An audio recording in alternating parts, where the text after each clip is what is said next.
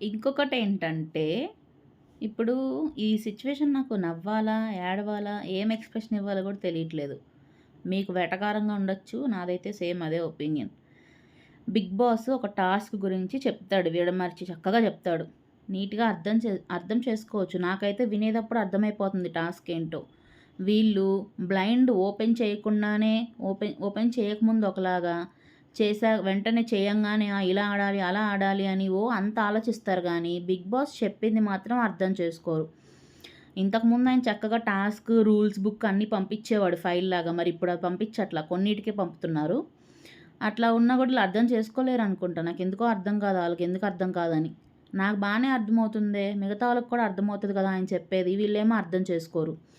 అర్థం చేసుకోక సంచాలక్ రూల్స్ పెడితే దానికి వ్యతిరేకంగా అసలు గై గైమని అరుపులు తప్ప ఒకళ్ళు మాట్లాడుతుంటే ఒకళ్ళు వినాలి అన్న ఇది లేదు ఎవ్వరికీ. ఆ టాస్క్‌లు అందుకే ఫౌల్ అవుతాయి చాలా వరకు. పాపం మొన్న సంజన గారు ఎంత కష్టపడ్డారు. ఊత్తానే ఉన్నారు బెలూన్‌ని. మిగతా వాళ్ళందరూ స్మార్ట్ ప్లే అనుకున్నారు. కానీ అది ఫౌల్ అయింది. కొంచెం ఫస్ట్ విని అర్థం జేసుకోవాలి. మనం ఊహించుకోవడం తర్వాత. ఆయన చెప్పినప్పుడు విని అర్థం చేసుకుంటే టాస్క్ అనేది ఆడతారు. నాకిదనిపిచ్చింది. Bye bye.